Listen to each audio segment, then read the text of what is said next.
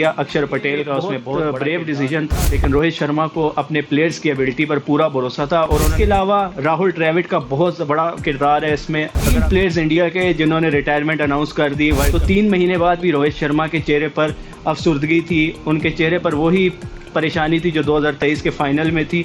शायद ही किसी प्लेयर का इतना नाम बना हो जितना बाबर आजम का बना है, लेकिन इनकी हरकतें देखकर अफसोस होता है कि लोग इनको सपोर्ट करते हैं। हम भी इनको सपोर्ट करते रहे। इन्होंने माइकल जैक्सन के गाने इस तरह लगाए हुए थे जैसे ये कोई बहुत बड़ा किला फतह करके आए हों।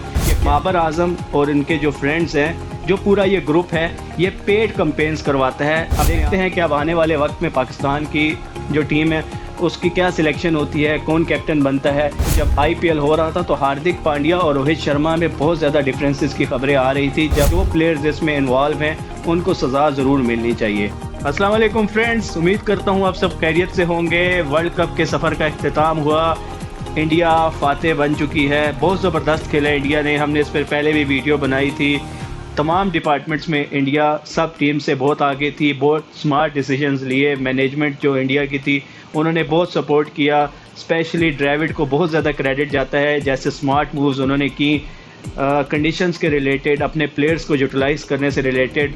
रोहित शर्मा की कैप्टनसी बहुत काबिल तारीफ़ थी, जैसे उन्होंने बॉलिंग चेंजेस की, जैसे उन्होंने अक्षर पटेल को प्रमोट किया फाइनल में, और उन्होंने अटैकिंग इंटेंट से बैटिंग की और उस मैच को इंडिया की फेवर में कर दिया। अक्षर पटेल का उसमें बहुत बड़ा किरदार है। इसके अलावा स्टार्ट से देखें तो इंडिया ने बहुत बोल्ड डिसीजंस भी लिए बॉलिंग से रिलेटेड, जैसे कंडीशंस को देखते हुए उन्होंने कुलदीप यादव को रेस्ट दिया। उसके बाद जब वेस्ट इंडीज़ आए तो उन्होंने सिराज को रेस्ट दिया। तो ये एक बहुत ब्रेव डिसीजन था, लेकिन रोहित शर्मा को अपने प्लेयर्स की एबिलिटी पर पूरा भरोसा था और उन्होंने उसी तरीके से प्लेयर्स को एंगेज किया और उनको यूटिलाइज़ किया हर कंडीशंस के हिसाब से। इसके अलावा राहुल द्रविड़ का बहुत बड़ा किरदार है इसमें। अगर आप देखें 2023 का वर्ल्ड कप इंडिया ने अनबीटेबल रहे फाइनल तक। फाइनल में उनको ऑस्ट्रेलिया ने शिकस्त दी। इस वर्ल्ड कप में वो अनबीटेबल रहे और फाइनल भी जीतते हुए कामयाब हुए। तो बैक टू बैक इस तरह के वर्ल्ड कप खेलना वाकई ही काबिल तारीफ़ है। It need commitment, it needs passion, जो कि इंडिया की टीम में नज़र आया। बाकी टीमों में लैक कर रहा था ये सब कुछ। इवन ऑस्ट्रेलिया में भी इस दफ़ा वो पैशन और वो एग्रेशन नहीं था जो उनमें होता है। इंग्लैंड की टीम भी ऑफ कलर थी, तो जो डिज़र्विंग टीम थी उसने वर्ल्ड कप जीत लिया। अब बात करते हैं 3 प्लेयर्स इंडिया के जिन्होंने रिटायरमेंट अनाउंस कर दी वर्ल्ड कप के अख्तिताम पर। रोहित शर्मा जो इंडिया टीम के कैप्टन थे, विराट कोहली और रविंद्र जडेजा। स्पेशली बात करेंगे रोहित शर्मा और विराट कोहली की। ये एक ऐसा खिला है जिसको भरना बहुत मुश्किल है। ये बहुत बड़े प्लेयर्स थे, इन्होंने बहुत जिम्मेदारी उठाई हुई थी इंडियन टीम की। और अगर आप देखें तो इंडिया की टीम में अहम जो कंट्रीब्यूशन था वो इन्हीं 2 प्लेयर्स का था। इन्हीं के कंधों पर ये टीम चल रही थी। इनके जाने से एक बहुत बड़ा जो स्पेस अब होगी है उसको फिल करना बहुत मुश्किल होगा। आल्दो इंडिया के पास बैकअप मौजूद है, श्रेयस अय्यर है, शुभमन गिल हैं और भी बहुत से टैलेंटेड प्लेयर हैं, संजू सैमसन। एक्सपीरियंस का कोई मोल नहीं। ऑब्वियसली ये प्लेयर्स टैलेंटेड हैं, लेकिन इनको इस तरह की परफॉर्मेंसेस देने में वक्त ज़रूर लगेगा। फ्रेंड्स, ये क्लिप देखें, उसके बाद हम वीडियो की तरफ वापस आते हैं। तो एक ऐसी दिल की बात आप दोनों से करना चाहता हूं, क्योंकि एज ए फैन हम आपसे पूछना भी चाहते हैं। 2023 के वर्ल्ड कप में हमारी टीम का पिछले सारे वर्ल्ड कप में से सबसे बेहतरीन प्रदर्शन रहा। आप सब जानते हैं 10 मैचों में एक से बढ़ के। I had no idea how to come back from this. The first few days, I don't know what to do.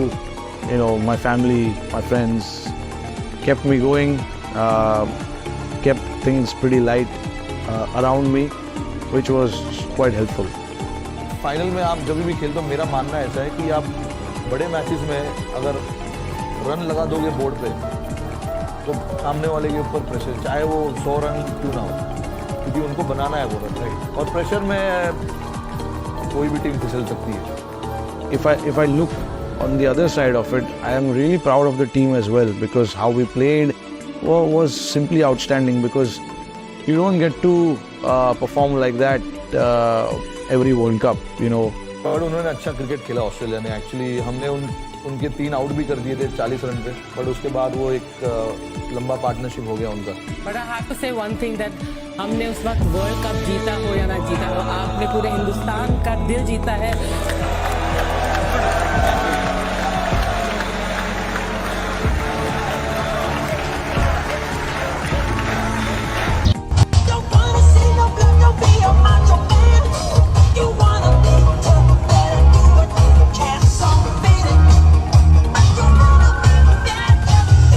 जी बिल्कुल, जैसे आपने देखा पहले रोहित शर्मा का वो क्लिप था जिसमें वर्ल्ड कप 2023 के फाइनल में शिकस्त के बाद वो इतने ज़्यादा अपसेट थे। इवन वो जो जिस शो में आए हुए थे वो शो भी 3 महीने बाद टेलीकास्ट हुआ था, तो 3 महीने बाद भी रोहित शर्मा के चेहरे पर अफसुर्दगी थी, उनके चेहरे पर वही परेशानी थी जो 2023 के फाइनल में थी।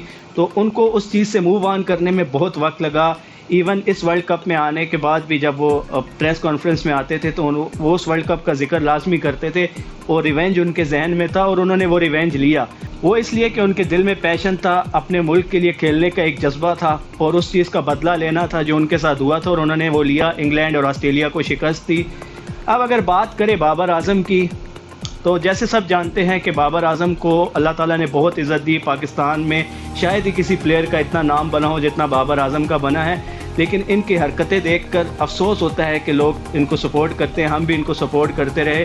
जैसे इतनी बदतरीन कैंपेन थी पाकिस्तान की वर्ल्ड कप की, पहले राउंड में शिकस्त खा के वापस है। इवन यूएसए जैसी मीडियोकर टीम से भी पाकिस्तान ने शिकस्त खाई। उसके बाद जब ये पाकिस्तान आए हैं तो इनकी एंट्री देखें, ये अपनी कार में आए। चले आना तो था इन्होंने अपनी कार पे, लेकिन जिस तरह की प्ले लिस्ट इन्होंने माइकल जैक्सन के गाने इस तरह लगाए हुए थे जैसे ये कोई बहुत बड़ा किला फतह करके आए हों, जैसे ये 2 वर्ल्ड कप जीत कर आए हों, एक भी नहीं 2 वर्ल्ड कप जैसे लेकर आए हों। इनका एटीट्यूड इस तरह का था जो यकीनन काबिल अफसोस है। आप देख सकते हैं कि सोशल मीडिया पे इस पर किस तरह का रिएक्शन आ रहा है। यही चीज़ें हैं जिसने पाकिस्तान की क्रिकेट को बहुत ज़्यादा नुकसान पहुंचाया। अगर आप देखें कि मोहम्मद रिजवान के जो पीआर कैंपेन है वो ये शो कर रही है कि रिजवान जो है वो डोमेस्टिक खेल रहे हैं, क्लब लेवल के मैचेस खेल रहे हैं। बाबर आजम जो है वो प्रैक्टिस सेशन में बहुत ज़्यादा धूप में गर्मी में प्रैक्टिस कर रहे हैं। हर चीज़ की वीडियो बनाई जा रही है। हालांकि ये इनका रोल है, इनका काम यही है, इनका प्रोफेशन यही है। ऑब्वियसली इन्होंने वही काम करना है जिसके लिए इनको पैसे मिल रहे हैं। तो उस चीज़ को इतनी हाइप और इतना मीडिया अटेंशन देने की क्या ज़रूरत है कि हर जगह कैमरामैन आपके साथ होता है। इस मौके पर मैं अहमद शहजाद का रेफरेंस दूंगा। ऑब्वियसली मैं ख़ुद भी सरप्राइज हूँ कि मैं अहमद शहजाद का रेफरेंस दे रहा हूँ, लेकिन पिछले दिनों उन्होंने एक टॉक शो में कहा था कि बाबर आजम और इनके जो फ्रेंड्स हैं, जो पूरा ये ग्रुप है, ये पेड कैंपेन्स करवाता है अपने आप को किंग कहलवाने के लिए, अपनी परफॉर्मेंसेस को हाईलाइट करने के लिए, बायलैटरल सीरीज़ की परफॉर्मेंस पर अपने आप को बहुत बड़ा प्लेयर साबित करने की। तो वो बात अब हमारी समझ में आ रही है कि ये किस तरह पेड कैंपेन्स होती हैं, किस तरह इनकी वीडियो को वायरल किया जाता है और किस तरह अवाम में इनका एक ऐसा इमेज बनाया जा रहा है जिससे ये ऐसा पोर्ट्रे हो कि इनसे बढ़कर कुछ है ही नहीं। हालांकि सब जानते हैं no one is above the game. हर किसी को एहतसाब हर किसी का होना चाहिए। अगर आप किसी की अच्छी परफॉर्मेंस पर उनको दाद देते हैं तो उनकी बुरी परफॉर्मेंस पर उनको क्रिटिसाइज़ भी करना चाहिए, और जब कोई प्लेयर क्रिटिसाइज़ हो तो उसको पॉजिटिव वे में लेना चाहिए, अपनी खामियों को दूर करना चाहिए, ना कि दूसरों पे वो रिएक्शन देना चाहिए। तो बाबर आजम का ये जो अमल था ये बहुत अफसोसनाक है। एटलीस्ट उनको थोड़ा प्रिटेंड ही कर लेना चाहिए था कि इतनी बड़ी शिकस्त के बाद अगर वो वापस आ रहे हैं तो जो आवाम का दुख था उनको इस तरह ज़ख्मों पर नमक नहीं छिड़कना चाहिए था। बहरहाल वर्ल्ड कप तो ख़त्म हो चुका। देखते हैं कि अब आने वाले वक्त में पाकिस्तान की जो टीम है उसकी क्या सिलेक्शन होती है, कौन कैप्टन बनता है। वहाब रियाज ने वापसी पर पीसीबी में एक रिपोर्ट सबमिट करवाई है जिसमें उन्होंने कहा कि टीम में बहुत ज़्यादा ग्रुपिंग थी जिसकी वजह से हम हारे। अब वहाब रियाज से कोई ये पूछे, सिलेक्शन में भी आप थे, टीम भी आपने सिलेक्ट की, तो उस वक्त आपको ग्रुपिंग का अंदाज़ा नहीं था। और बात करें अगर ग्रुपिंग की, तो ग्रुपिंग की जो बेस बनी थी वो शाहीन को हटाकर जो बाबर आजम को दोबारा कैप्टन बनाया गया है उस बेस पर यह ग्रुपिंग हुई है।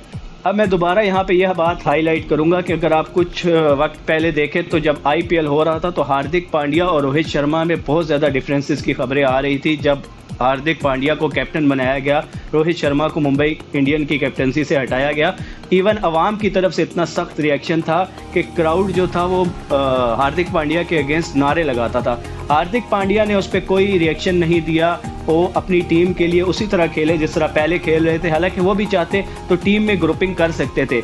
इसके अलावा विराट कोहली को जब 2021 में कैप्टनसी से हटाया गया तब भी इख्तलाफात की खबरें थी कि रोहित शर्मा और विराट कोहली के आपस में इख्तलाफात हैं, लेकिन उसके बावजूद विराट कोहली मेन पिलर रहे इंडिया के, उन्होंने बहुत से मैचेस जिताए। तो हमेशा वो अपने मुल्क को प्रायोरिटी पे रखते हैं, अपने डिफरेंसेस को साइड पे रख के खेलते हैं। मुझे ये बात समझने से मैं कासिर हूँ कि हमारी टीम में ऐसे कौन से इख्तलाफात हैं जिसकी बेस पर वो ये भी भूल जाते हैं कि वो पाकिस्तान को रिप्रेजेंट कर रहे हैं, उन्होंने पाकिस्तान को जिताना है, उनका मेन कॉज ये है। बहरहाल जो भी है, अगर ये खबर सच है तो ये इंतहाई अफसोसनाक है और इस पर इन्वेस्टिगेशन होनी चाहिए और जो प्लेयर्स इसमें इन्वॉल्व हैं उनको सज़ा ज़रूर मिलनी चाहिए।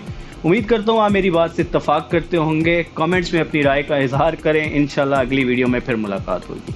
अल्लाह हाफिज़।